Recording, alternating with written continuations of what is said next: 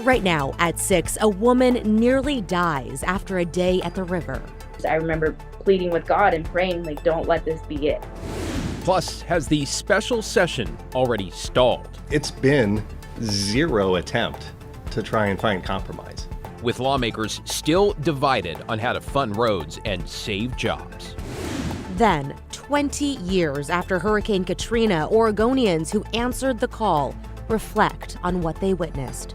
It was very difficult, especially in our own country, to see people suffering. And milder weather sneaks in for your holiday weekend, how it's shaping up right now for the unofficial end of summer.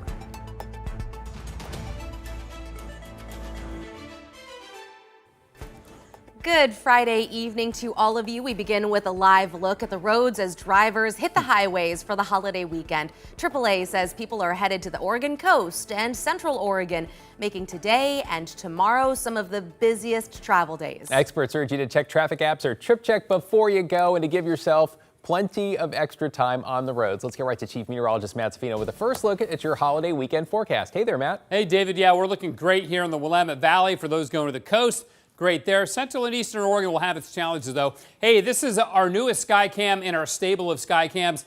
It's at Vancouver, the Springs, at the waterfront Skycam looking across the mighty Columbia, of course, towards Portland. And you can see the haze out there in the distance. 83 degrees right now, though. We've cooled off nicely from yesterday. We had the low clouds this morning. That's why we are cooler. Same thing down in Eugene. But again, the coast, the marine layer is broken up pretty well. Some high clouds coming over now. But Central and Eastern Oregon, wow, if you're heading down to Deschutes County, towards Mount Bachelor, Bend, Sun River, and Point South, there is smoke from the Evergreen fire and the other fires in Northern California clogging up the sky. And you can see the smoke forecast doesn't really relent. It changes direction a little bit, may spread north as we go into Sunday, but for the most part, the valleys will be okay, just a light haze like we've seen the last couple of days. We'll call it partly sunny early, then mostly sunny as the day goes on. We'll get up to 83 degrees tomorrow. So again, a really beautiful Saturday. More on the way for Sunday and Monday with our pleasant temperatures. But again, that smoke and haze, that's a concern for Central and Eastern Oregon. Guys. All right. Thanks, Matt. We'll see you in a few minutes. Let's bring in John Adams now at Northwest Portland's Chapman Elementary. John, Portland Public let students start their holiday weekend a little early this afternoon due to the concerns that classrooms would get too hot. So how did parents feel about that call? Yeah, Christine, parents I spoke with today are concerned about missed learning time this early in the school year, and they're calling on Portland Public Schools to make some changes to some of the older buildings in the district without air conditioning. Now, the decision for an early release today confused some parents who wonder why the decision was made today and not on some of the hotter days we saw earlier this week. Portland Public Schools declined to speak with us on camera for this story, but says it will use the early release to prepare classrooms for more potential hot weather next week. This includes installing additional fans and cooling units and exploring longer-term fixes like reflective window film. But a parent we spoke with thinks the only long-term solution is air conditioning in all of the district's schools. The kids need to be in class learning.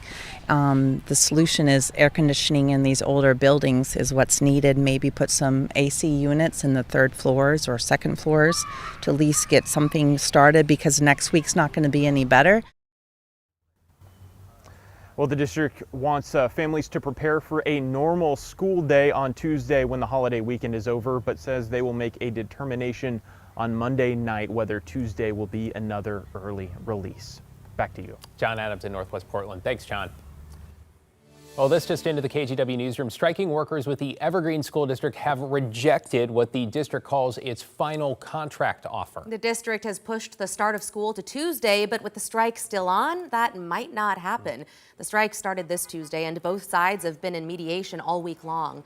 The union agreed to keep talking into the weekend, but only if the district skipped extra pay for administrators for negotiating outside of working hours. The district said they couldn't guarantee that, and according to the union, then threatened to hold back workers' paychecks until October. The district says the union offered a counterproposal today that made it more difficult to reach an agreement. They're asking the union to take an official vote on their final offer. To Salem now, where Oregon lawmakers are still waiting to meet for a special session on transportation funding. Let's bring in Evan Watson at the state capitol. Evan, lawmakers already failed at this task earlier this summer, so why are they already behind? Yeah, David, to that point, it's not off to a great start, is it? Lawmakers couldn't reach a quorum, at least so far today. There weren't enough lawmakers that showed up to actually start this hearing, start this special session progress. And some breaking news just for you tonight. We just talked with a couple of legislative staff members who are walking into the Capitol, about 9 or 10 boxes of pizza, saying they're in a holding pattern. And if that doesn't speak to the progress that we have or haven't seen today, I don't know what will. But still, all the delays aside, here's what's at stake. Oregon lawmakers are trying to pay for road maintenance, transportation projects, and avoid cutting the jobs of hundreds of Department of Transportation workers. It just gets more expensive kicking the can down the road and delaying this necessary maintenance. But after failing to pass a major transportation package this summer, Governor Tina Kotek's special session started with hours of delays. Republicans insist ODOT can prevent layoffs and service reductions without new taxes and expenses. We have the money. The money is available within the agency. The agency currently can't get to it. We would like to allow them to get to those funds to be able to prioritize and make these decisions internally without burdening Oregonians with more taxes. They're proposing changes to state statutes, allowing ODOT to pull funding from public transportation, clean energy projects, and other sources for those staffing and maintenance costs. I think Oregonians want bike and ped, but they need a road. And so if an agency has to prioritize need versus want, I think that's appropriate right now. Kotek's proposal would instead add revenue, $5.8 billion over 10 years, by hiking the gas tax, payroll tax, vehicle and title registration fees, and adding charges for drivers of electric vehicles. It's a slimmed-down version of Democrats' initial transportation package that failed, while still adding funding for ODOT and counties and cities, which many local leaders are asking for. It's a budget fix. It's definitely not the transportation package that I was hoping that we would pass last session. So I think it's a necessary Band-Aid right now. ODOT worker Jason Lawrence, one of many rallying at the Capitol steps Friday for some kind of funding compromise that saves ODOT jobs. You know, there's a lot of talk about affordability right now. We're working class people. No one likes to see taxes and fees goes up. We feel that. But I mean, if you think this is expensive, it's because the legislature has kicked this can down the road for far too long. Others saying any type of tax or fee increase is a non-starter.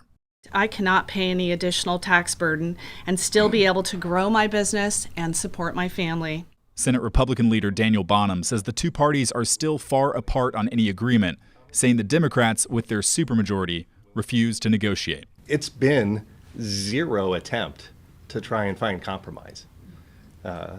There are areas in between where we have put forward a proposal, where they have put forward a proposal, that we could probably find common ground, and literally we've been told no, we're not even going to talk about it. So you may be asking a very reasonable question of what happens next? Where do we go from here? We've asked and we have not heard if lawmakers plan to do anything else more tonight, if they plan to stay over the weekend, if they're planning to try and restart with a quorum on Monday. But we do know that special session rules, as of this morning, will not apply here. This will have to take multiple days with multiple hearings to pass anything if a compromise is reached. Guys. All that considered, kind of makes you wonder why the governor called a special session on the Friday of a holiday weekend. Evan Watson in Salem. Thanks, Evan. In tonight's other headlines, the St. Helens School District finally released an independent investigator's report on how it handled teachers accused of sexual misconduct.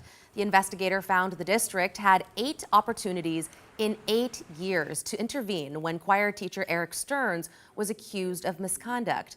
The investigator said reports Stearns was touching cheerleaders inappropriately were never properly investigated. And when he was accused of talking to students about their personal sexual relationships, corrective measures took almost a year.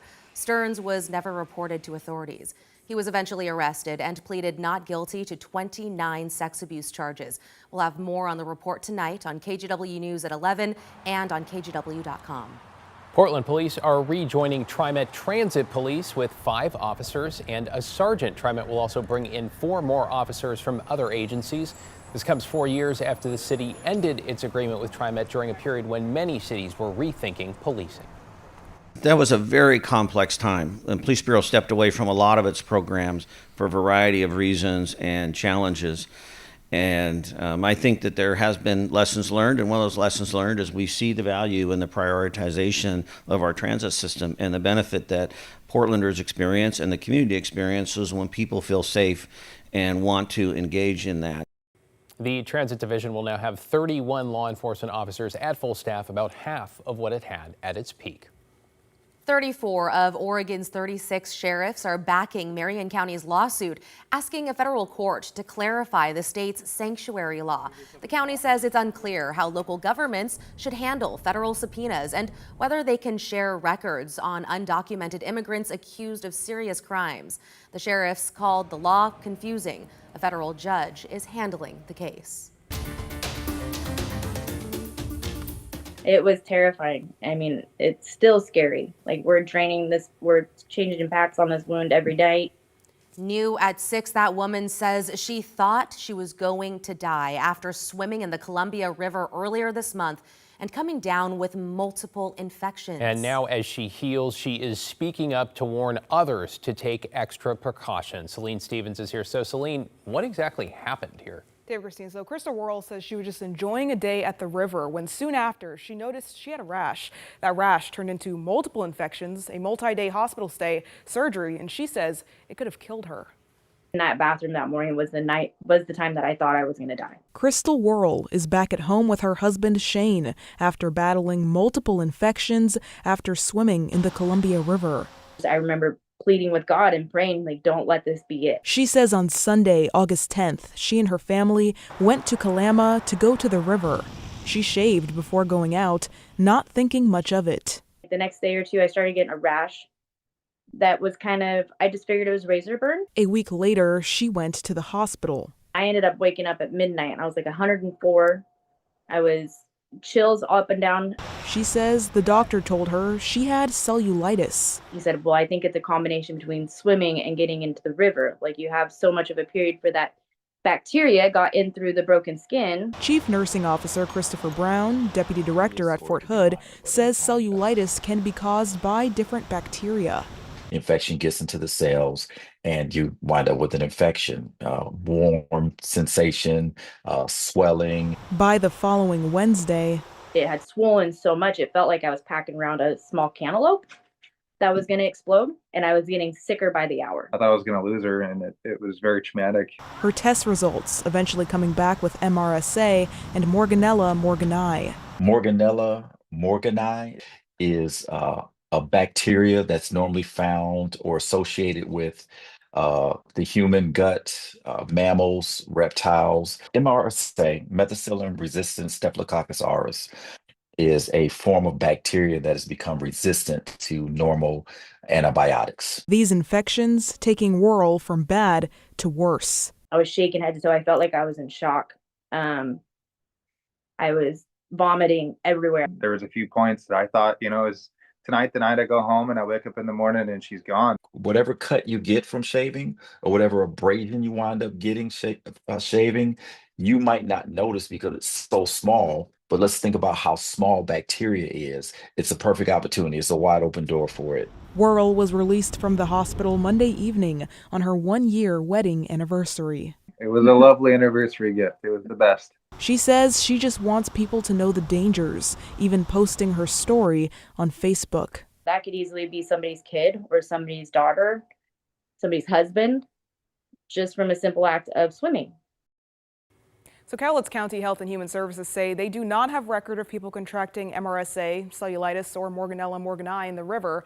However, as Deputy Director Brown says, all it takes is that perfect window of opportunity of having a cut in the skin and that bacteria in the water mixed with a weakened immune system to cause something like this. He says after shaving, it's best to wait a couple of days before getting into the water, especially if it's not chlorinated.